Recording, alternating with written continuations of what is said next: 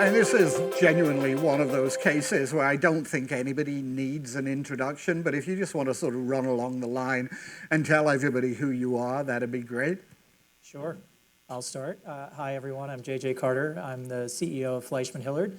I've been with the firm for 21 years and stepped into my current role just over 1 year ago. Happy to be here.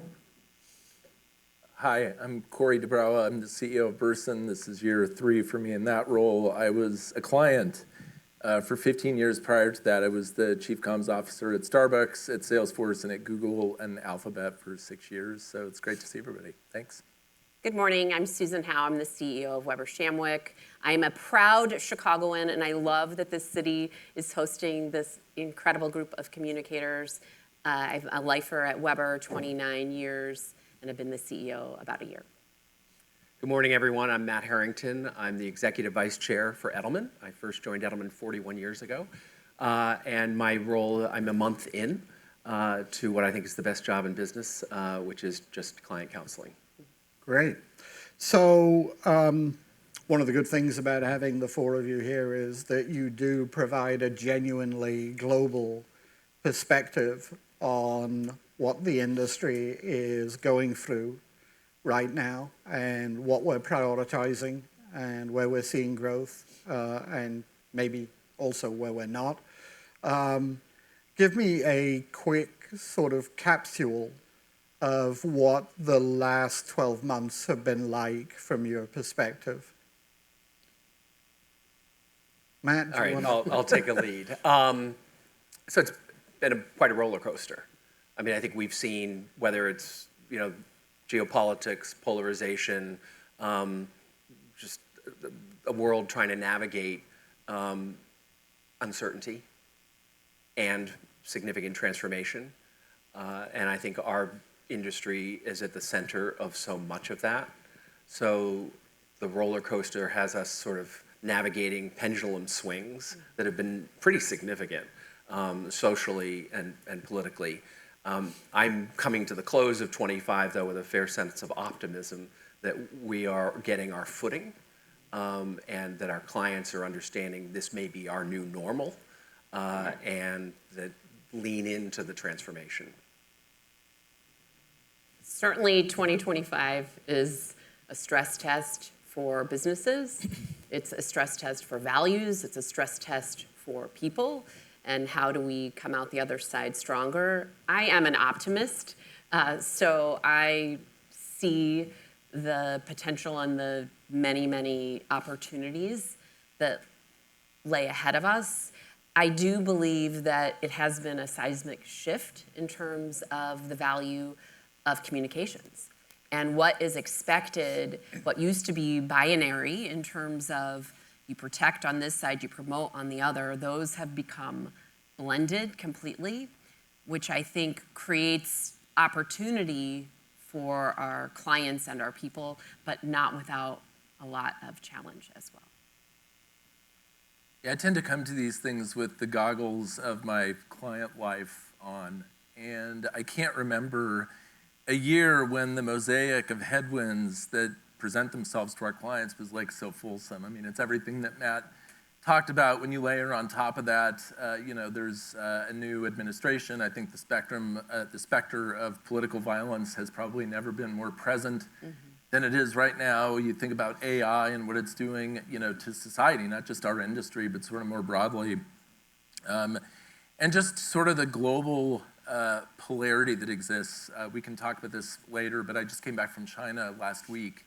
And when we talk about sort of the emergence of 2 global power centers in the world, one being the US and sort of that orbit, and the other being China and that orbit, it was really profound for me to kind of come away from that trip feeling like it's truth. That is absolutely the way that the world is going. I'll just close by saying this. So you think about, I think Gallup had a poll 2 weeks ago that suggests that in this country, earned media is trusted, something like 28%. It's the lowest that it's been since they've been doing that poll. And that same result back in the 70s was like 72%. So you can see this really sharp decline. And yet by the same token, I think something like 85% of all citations that are made on large language models and through AI are done through earned media, right? So I think, to me, 2025 is sort of the year of two things can be true at the same time. Like, you can see those kinds of opposed forces or polarities kind of facing off with one another. And I think that, it is the responsibility of our industry, and frankly, that's the privilege of the roles that we play, is to sort of help our people and our clients to be able to navigate those set of confusing signals. Yeah, I'll just add, without repeating, I'll say two things can be true inside our companies as well, and that's that people are facing an enormous amount of uncertainty and anxiety about what the future holds, how work shapes their experience in their lives and in the communities that they operate, but they can also be incredibly ambitious for change. And I have seen that in the year that I've been in the seat at FleishmanHillard. There are a number of folks who have built their careers based primarily on experience and being seasoned on the front line of client problem solving, and now they have an entirely new tool set that allows them to do their work smarter and faster and extend it into new audiences in a way that was never possible before 2025, or certainly was not affordable to be able to do that. And so I've seen a lot of ambition and hunger out of our organization, and obviously the organizations represented here on stage. And I think the communications landscape is in very, very good hands.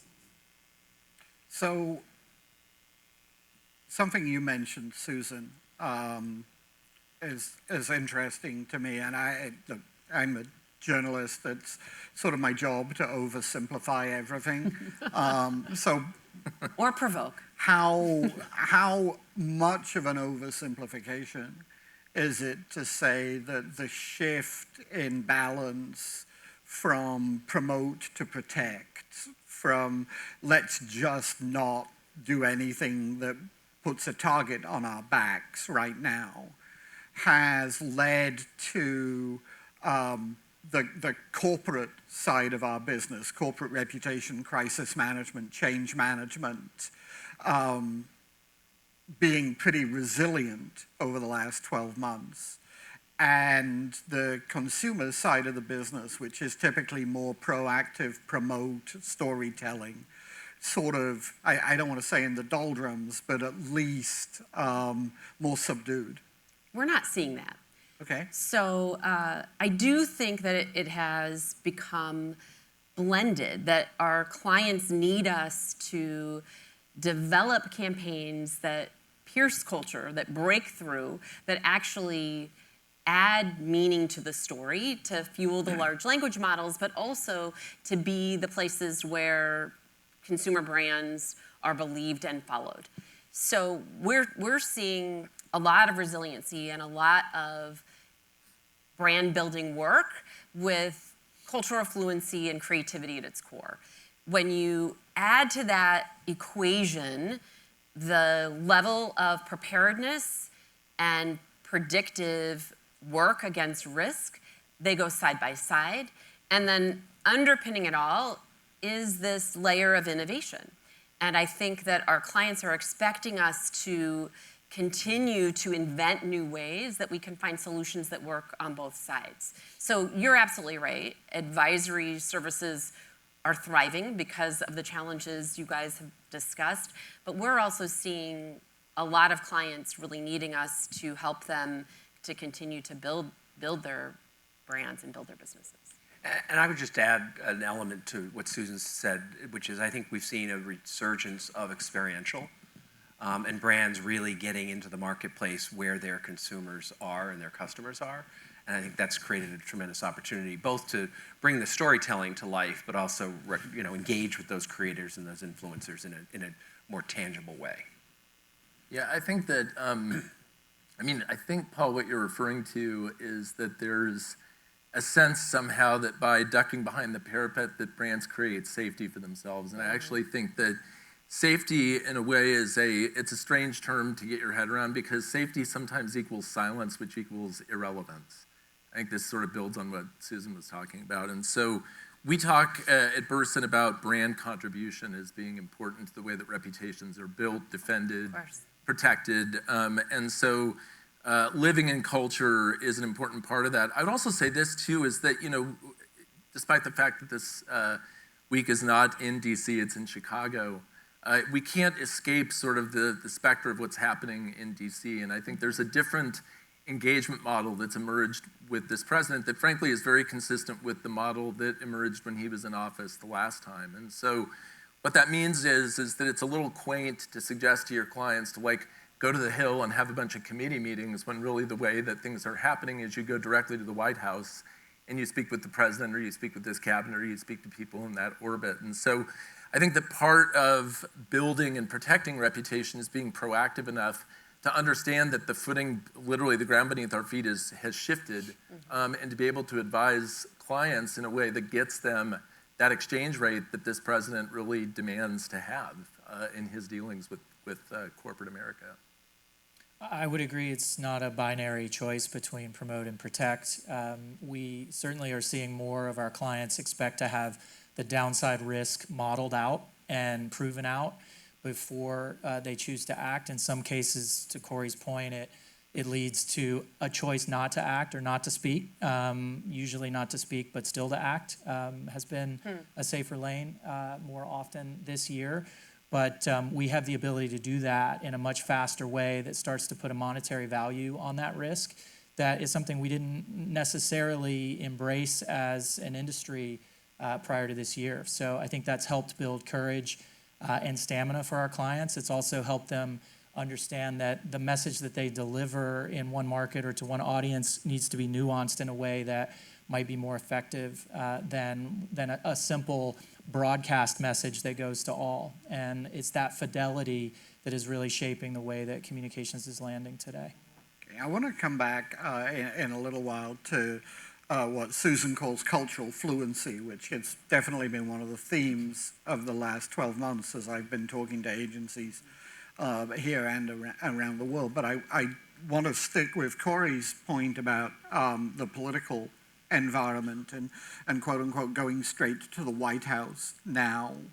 And I wonder if that is at the expense of what I guess I would call the stakeholder model of public affairs, which was predominant over the last 20 years or so, maybe with a minor blip, a much less dramatic blip during Trump 1, where the way that you got legislation passed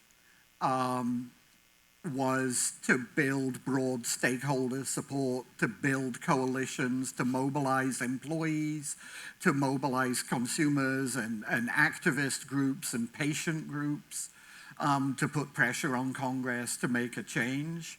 And are we now in a world where none of that sort of matters anymore, and it's actually just the ability to talk to somebody at the heart of the administration and get, or perhaps more obviously avoid, an executive order or a speech claiming that your product causes autism?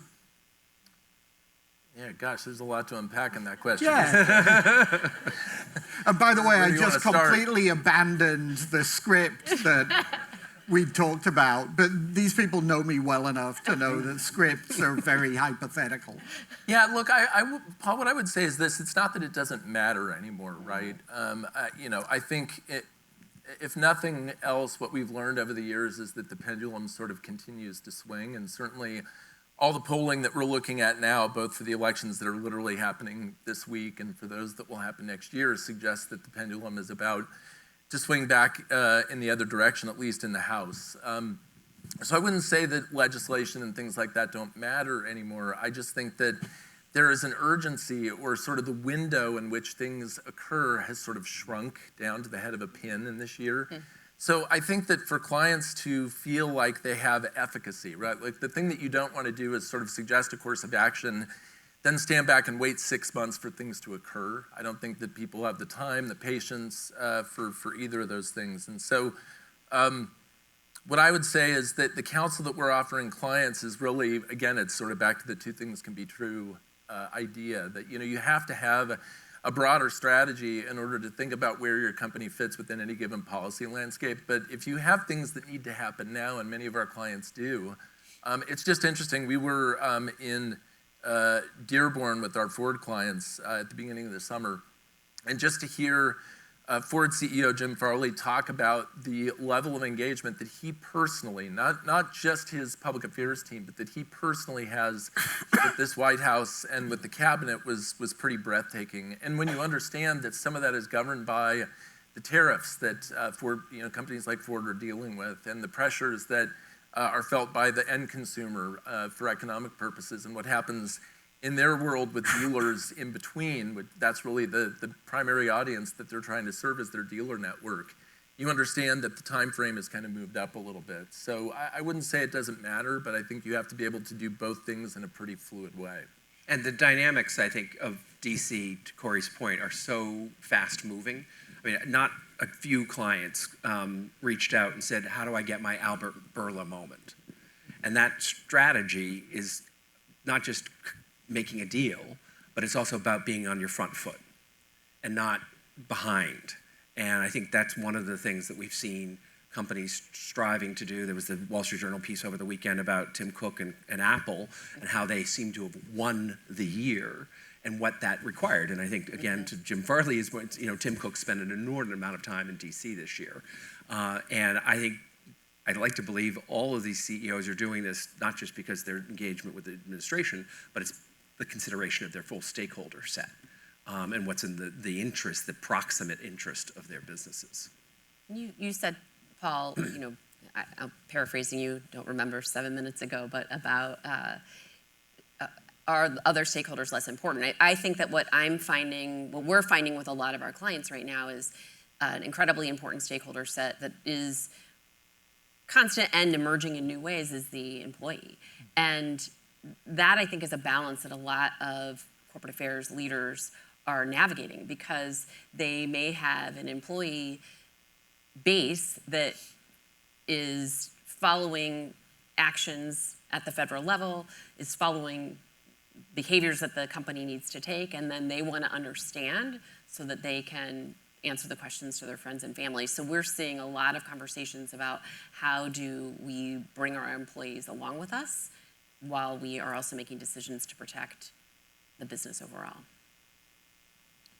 The voice of the CEO is more important today as a singular figure in the reputation of the company than maybe it's been in a really, really long time. And I think to the examples Matt and Corey referenced, we're seeing that levered very effectively in some cases and maybe less so in others.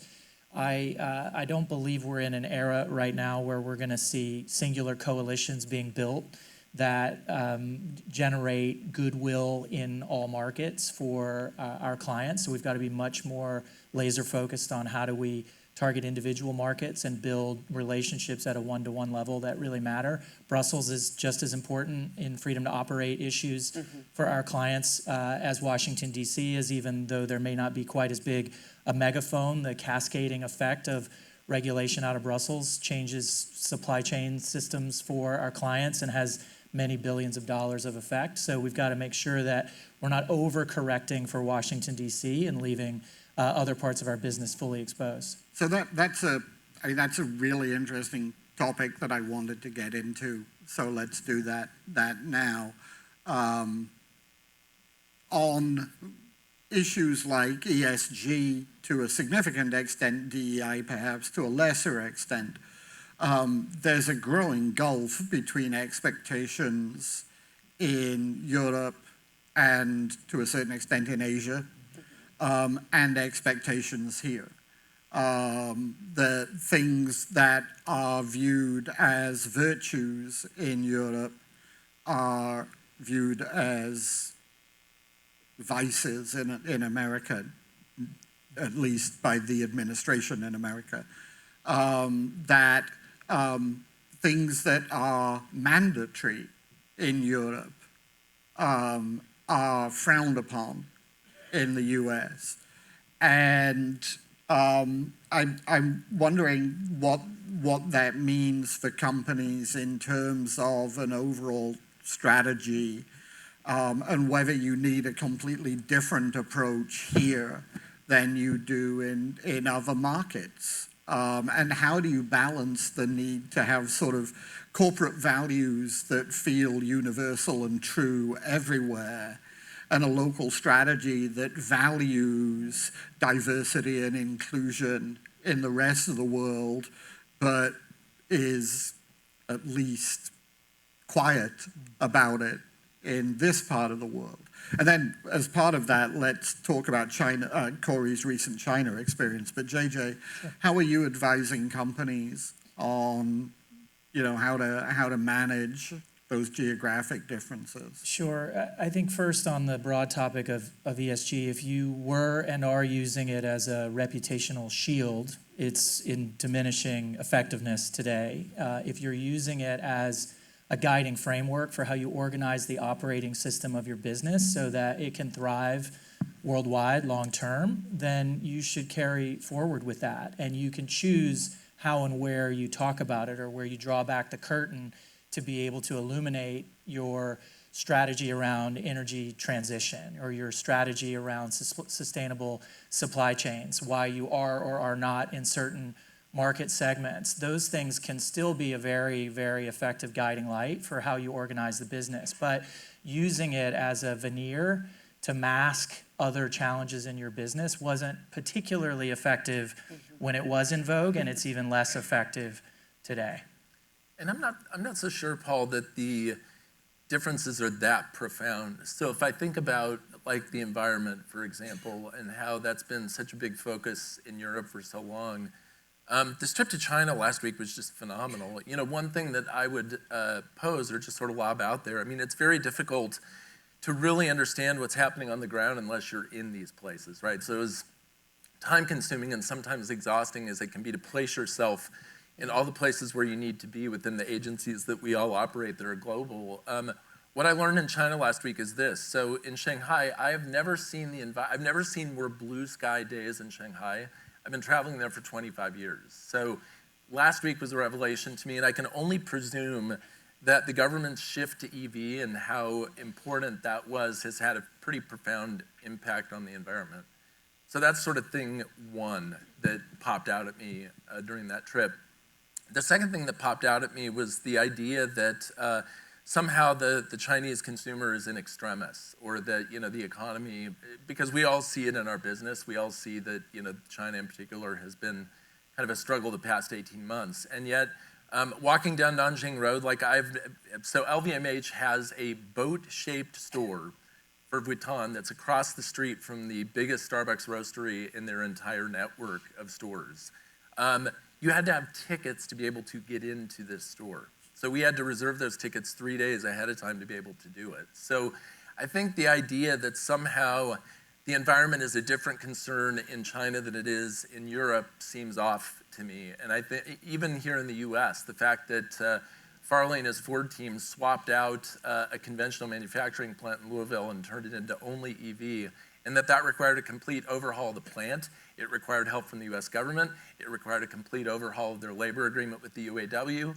All of those things happened this summer. So I don't see some wildly different picture between how the environment matters in one place versus another. I do think that it's perhaps being implemented a bit differently on a local level, and I think you have to take all of those local concerns and sort of politics of the matter into account as you do them. But this is sort of my plea to all of you that, if you work in a global business, get out and actually see what's happening in the global business, because I fear that some of the denigration of our media properties have resulted in reporting that skews or somehow puts a different filter on the way things actually are, and there's no substitute for actually going and seeing what that looks like. Hey, listen, with respect. I live in London, where I am repeatedly told that we're living under Sharia law and that our Muslim mayor is a giant warning to the rest of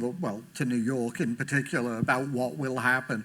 And let me tell you, if Mandani turns out to be anything like Sadiq Khan, you guys are golden, because he's been awesome.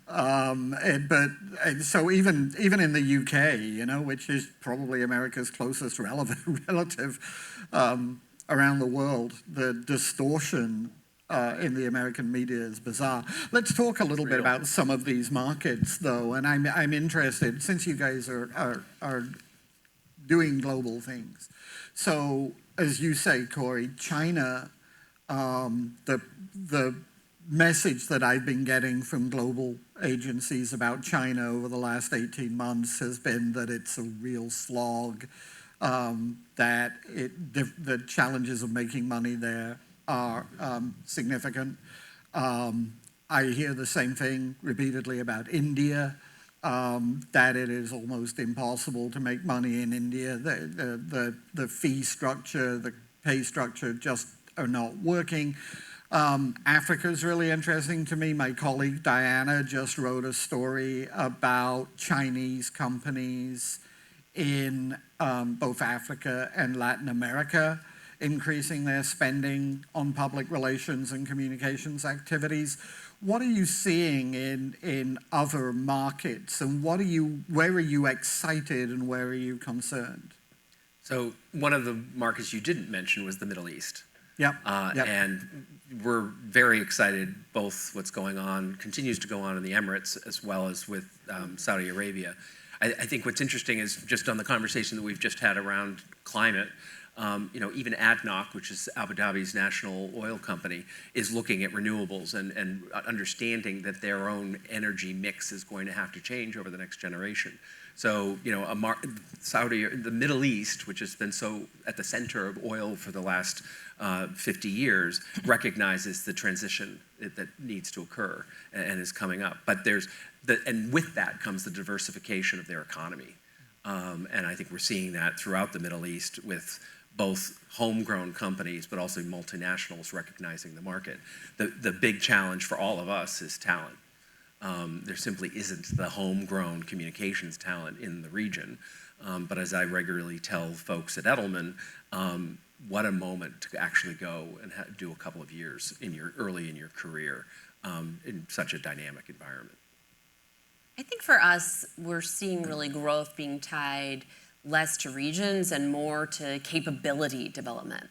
And I do think that some markets around the world are embracing innovation in really interesting ways, and that's going to continue to drive growth, perhaps beyond simply the geopolitical mix. So when I think about capabilities that clients are seeking, it is about using technology to change our delivery.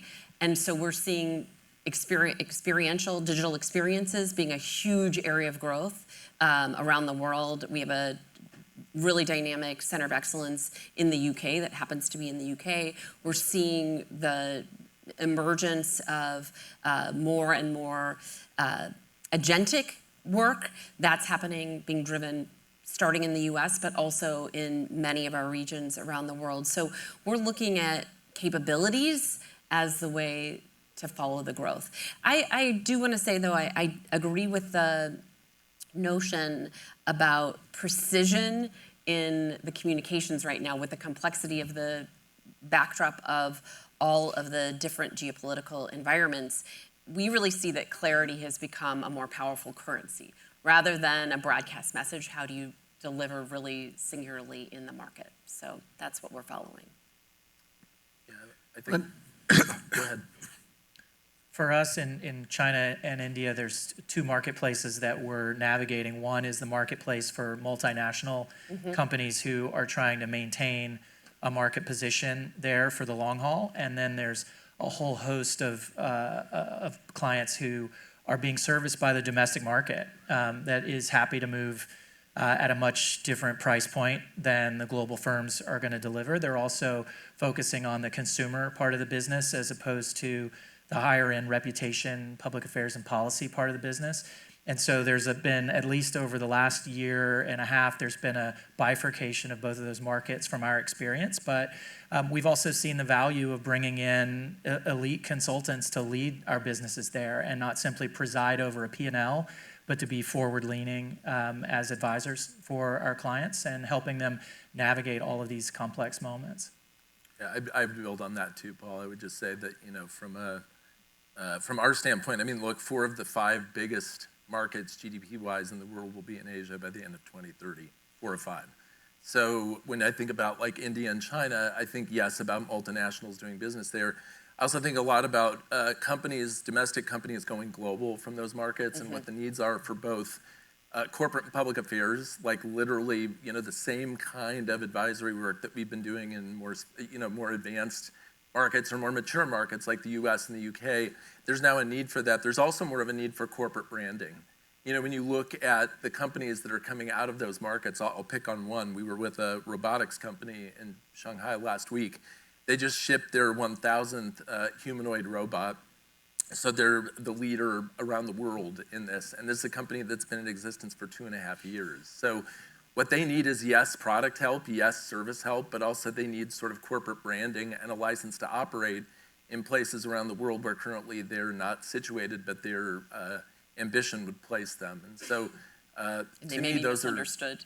What's that? And they may be misunderstood. Oh, hugely misunderstood. And so, but so it is true for, I worked at Google for 6 years with a fairly significant robotics arm, and there's an equal opportunity for that company to be misunderstood too. So I just look at that part of the world and think, gosh, the opportunity for us to do more meaningful work from an advisory and a branding point of view is huge in an environment where they have a number of domestic companies that are both being, monetized.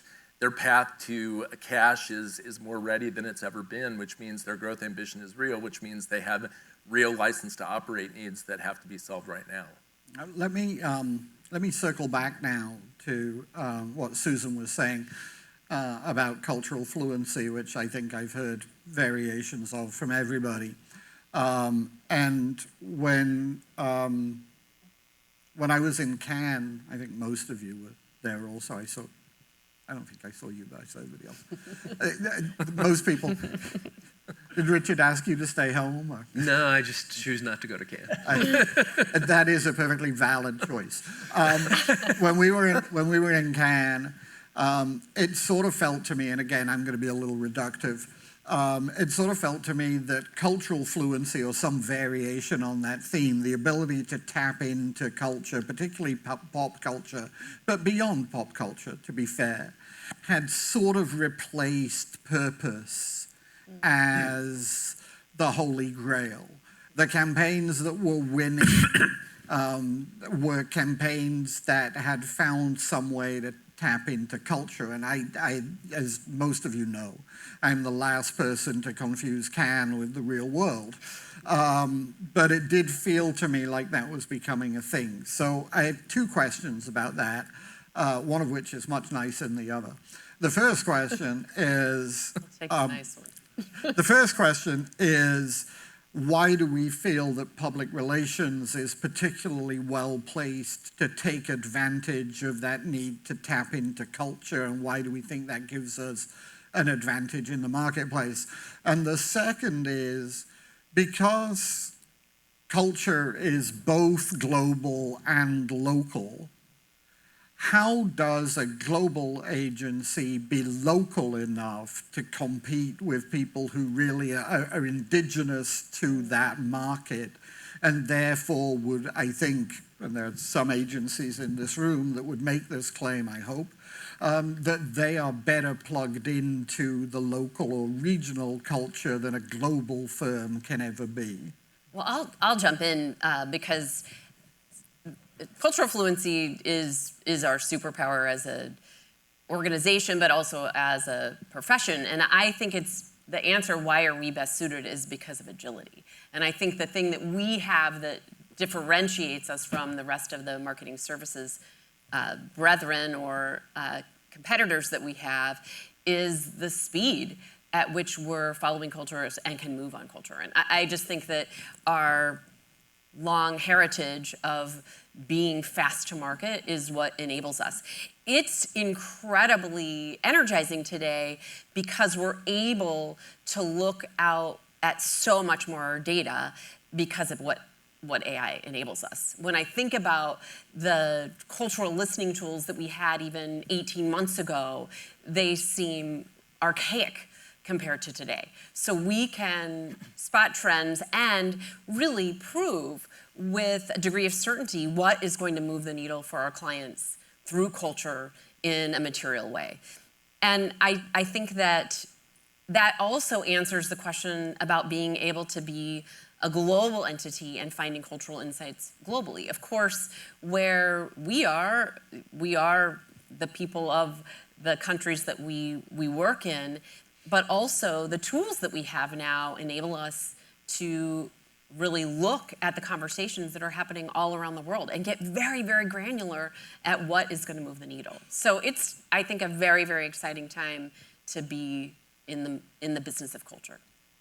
I think part of the connection at Cannes this year was the prominence of the creator and influencer platforms in the marketplace there. And I think one of the things that makes that so relevant today is that so much of that content lives in digital platforms where you can track a message placed on a platform to a converted sale. And I think that drove a lot of the noise at Cannes this year, on top of the fact that there were creator promenades and the Cannes organization is trying to maintain a forceful flex with influence and influencers. But I think the reason that PR writ large has the opportunity to lead is that we're accustomed to multi-audience communications, we're accustomed to multi-platform communications, but we can weave a common story throughout each of those channels in a way that isn't necessarily built for the blunt force of paid media. But I do think we have to acknowledge that every platform in communications over the last 25 years or so has ultimately been optimized for paid.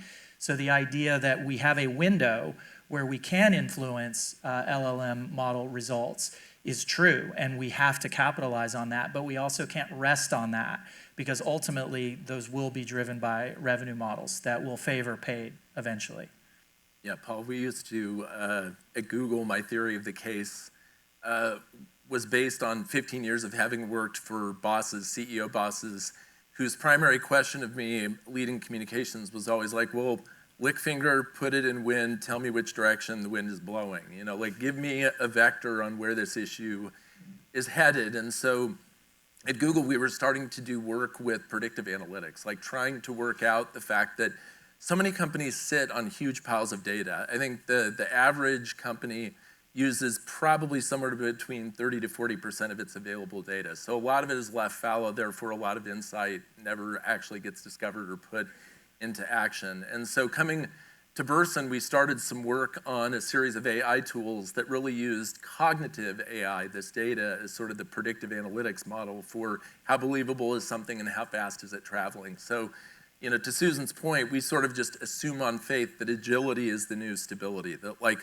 it's probably a con that things ever were stable to begin with, but that really our superpower is this idea that we're the fast twitch muscle in any given organization, whether it's agency or in-house, and that these tools now give us the ability to see in real time the direction of travel for any given issue. And you can then swap in a generative AI layer on top of that, as Burson has with a tool that we have called Decipher, to basically message test in real time so that you can work out either how to blunt that issue or crisis that you're dealing with, or how to fuel that if it's a message that you want to sort of carry into the stratosphere. So, I'm pretty encouraged or optimistic that these tools actually give our clients and our teams insight and speed to market that they've never really had before. And again, when I'm thinking about where we have to compete, whether it's with our brethren here on stage or to help our clients to compete in the markets in which they operate, that speed actually gives them a competitive advantage that their brethren won't have. Okay, so obviously we're now wading knee-deep at least into the AI portion of the discussion, which was inevitably going to come along.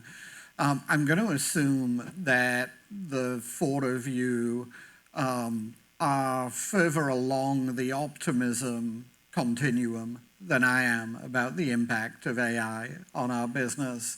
So let's start by talking about what you're excited by. I think it's fair to say that all four of your organizations have made significant AI investment over the last couple of years, and certainly your holding companies have, those of you who have holding companies. I mean, you have a holding company. Weird. But what are you excited about? What are you most energized by right now?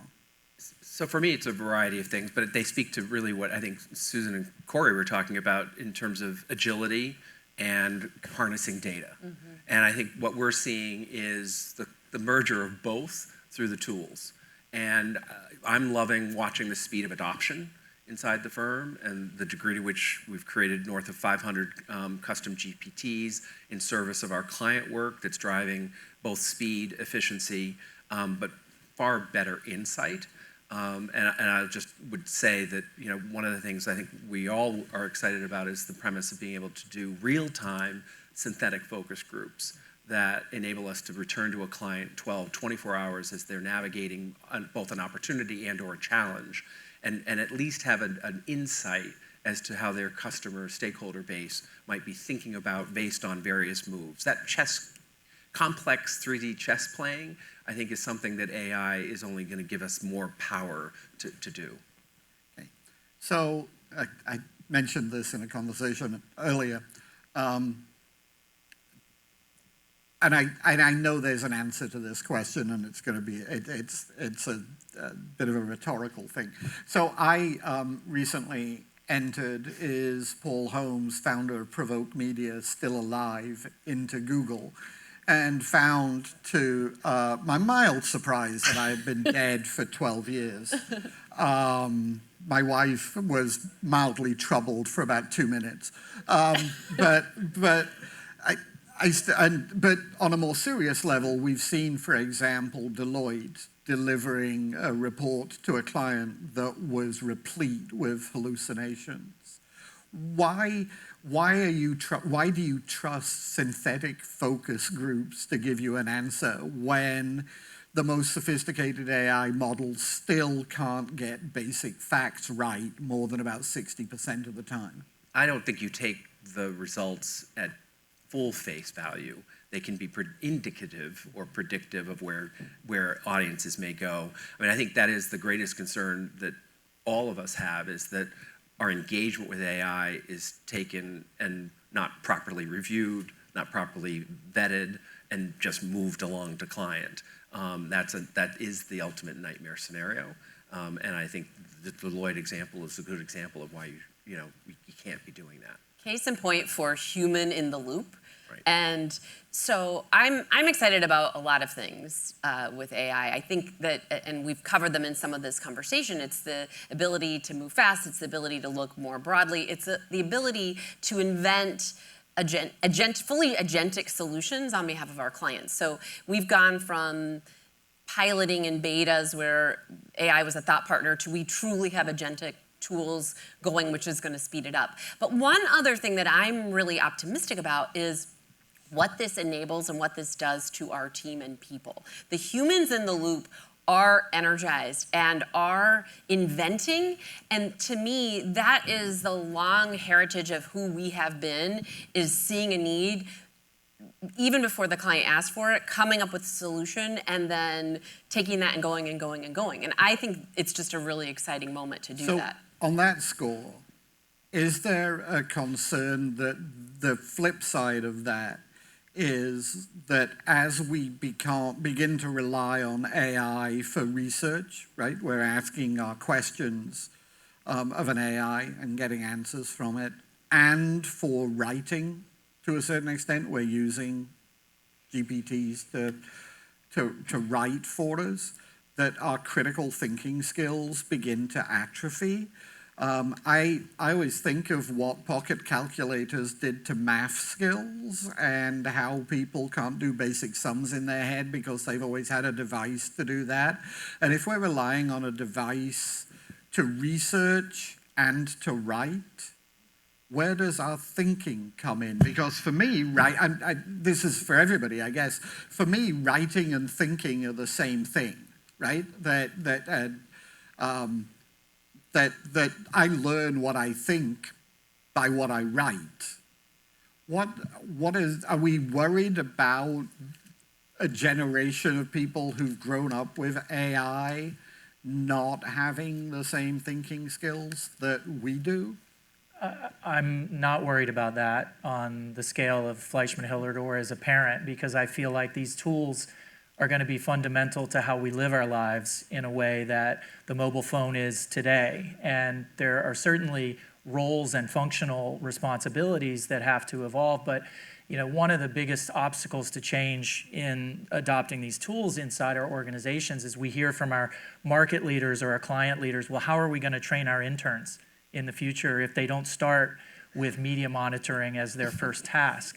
Well, I challenge to ask our interns how they'd like to be spending their day and the highest impact they can deliver for the organization. And I bet you'll find that they actually are prepared to come in as analysts on day one, not as the ones manually scraping the information, but actually making sense of it. And then if you look over time, if our interns and our junior staff are analysts with critical thinking skills being applied on top of commodity data that's being managed within our systems, then our VPs become strategic consultants much sooner than they might in the old model. And everyone starts to build more muscles and more skills in the organization. So I agree with Susan completely. I think the amount of energy and optimism that it's unlocked in our workforce is like nothing I've seen in the 21 years I've been at FleishmanHillard. I also think our ability to bring speed to solutions where we need it is unique in this moment, but we're only just getting started, and the tools are going to continue to be imperfect. I think the key is that you don't bind yourself to one platform over another, and one of the benefits of being part of a giant holding company is that we have a huge amount of audience data that was built for precision marketing and the paid media funnel that was not purpose-built for PR. But the fact that we're in that conversation and we're activating on top of that audience tech stack with a hands-on set of tools, generative tools, allows the audience tech stack to get retrofit for our needs in a way that is truly unique and differentiated over time. And I'm more excited about getting to a place where we can invite clients in to that environment as well, and we can start co-creating in real time in new and in unique ways. I think that's right, Paul. I mean, the only add I would make, 'cause I fundamentally agree with all of that, is just the exchange rate is changing now with people who are new to our industry. So I think for a long time we operated on sort of an apprenticeship model where sort of people would come in from university or wherever they were coming from, and we would give them sort of incrementally bigger tasks to do over time. And I think those of us who grew up in the industry know exactly what I'm talking about when you think about things like clipping sheets or nonsense that we used to do 20 years ago that we haven't done for quite some time, and that work has been swapped out and moved up the chain for things that have a lot more impact and frankly take more advantage of the skills that we have. So I was at my alma mater last week teaching a class, and it's clear to me that this cohort coming out of university will have skills that will sort of dwarf the ability of most of the folks that work in our buildings today, work in our agencies today. So the exchange rate will be different.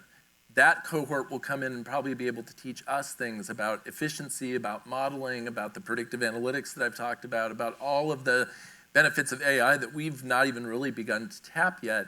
And in exchange, I think that the two things that I see that have always been true about agency life that we can teach our people, one would be sort of managerial skills, and the other would be client relationship or consultative skills. So when I think back to sort of the theme of this conference being centered around the relationship, that is something that I think we can continue to teach and that we need to teach if we're going to be effective, right? It's relationships with the media or whatever that sort of third-party reportage model turns out to be, relationships with clients, relationships with your cohort, relationships with one another at the agency. So I just feel like there's a different kind of exchange right now, like that apprenticeship model may look a little bit different in the future, but I still think we have something to teach, and I think that value in what's being taught will still be conveyed to that cohort, even if we're learning more from them about technology than we can actually teach them. I'll just share one. I was back at my alma mater a week ago for trustees meetings, and I think the reality of taking pen to paper has been gone for a good long while, whether between the mobile phone emergence or even the laptop. What I was intrigued to hear from some faculty is that they're returning to Blue Book in classroom exam taking, and they want to see the writing. They want to see the critical thinking without any technology in the room. And if I listen, Satya Nadella talks about the fact that they'll never hire as many engineers again as they've done in the past, and what they need more are those who have critical thinking, liberal arts students, et cetera. I think that bodes well for our traditional workforce. It also may make life more competitive for us if that in fact comes to pass. There's always been good thinking and good writing, which leads to good work. And I think that there will be a divide between client teams, agency teams, humans, those who use AI to enhance or erode those skills. Okay, and why does it make sense for giant advertising and PR holding companies to be investing so much money in this technology? Because the thing that I hear from a lot of mid-sized firms in particular is that they're going to be able to buy these products from the giant technology companies who have greater resources. You know, I mean, I hate to, Mark Zuckerberg is paying people $100 million signing bonuses because nobody wants to work for Meta, but also because he sees that as an area to really put money into. Why are you trying, this is a very reductive question and I understand that. Why are you trying to compete with Google and OpenAI and Amazon rather than just waiting for them to develop the right products for you and sell them to everybody? Well, you can't wait. I mean, anyone who's sitting in this room shouldn't be waiting. So I'm not trying to compete. I'm trying to build solutions that will solve for my clients. So the tech stack that we have developed, the partnerships that we've created, we just announced a partnership with Google about a week ago. It's to develop tools that work hard for our people and ultimately for our clients. And I would say to anyone who's waiting, you're in trouble. And those companies aren't thinking about their application, the application of their technology in our work environment and our client needs. And so we have a responsibility, in my view. That's the whole nature of a technology partnership, right? It's like, here's the platform, now go build on top of it. And certainly all the years I spent at Microsoft and at Google would teach you, to Matt's point, that they're not thinking about specific applications. So when I think about something like Reputation Capital that we came out with earlier in the year, we're trying to speak to impact in a real specific way, right? Like this notion of precision that Susan referenced is really important. I can guarantee you that none of those companies are thinking in that way about that business problem in the same way that we are, because that's a very specific thing for our clients to have to wrap their heads around. So that's the nature, I think, of the technology ecosystem that we find ourselves in, and that's the unique value that we bring to that equation. And the tech companies know it, and that's why they're partnering with us. You don't want to be beholden to a single platform if you're a global company, and we've got the ability to look on their behalf at which platforms matter the most for which problems, and to be able to integrate those in a seamless way is really what the next chapter of this is all about. So I get the sense that you're all, despite some of the challenges that the industry has faced over the last 12 months and the numbers that some of your parent companies have reported over the last 12 months, pretty bullish on our business. Is that fair? Yes. What's exciting you more than anything right now? I'm excited that 2026 has a Super Bowl and a World Cup in my hometown, and we also have an Olympic Games coming. Those are always a nice boost, not only for platform storytelling, but also for our business. We've got a lot of innovation happening inside our organization. I mentioned in the very first question about the appetite for change being as high as it's ever been, and I feel like after a difficult year, we've created a framework and a playbook for change, and people are starting to opt into it. So, you know, we certainly experienced in the first half of the year, public sector business went through a fairly steep correction, and each of us have public sector clients, and those factor into the financials. But at the end of the day, we see more opportunity in our high consultancy markets like Brussels and DC, New York and London, and I think those will continue to lead the way for us, and we'll layer on other high growth markets around the world as our clients ask us to. Okay, lightning round, because we're running out of time.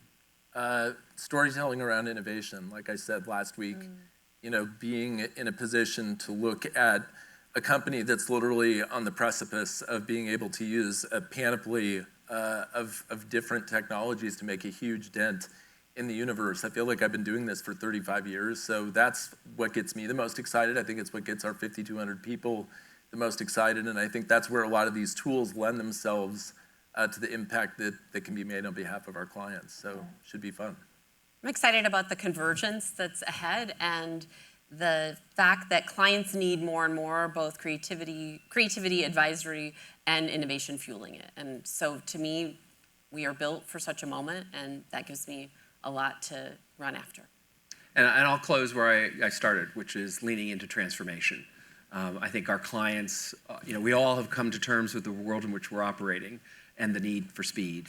And the clients are leaning into that, we're leaning into that, and I think it's all good for us. Great.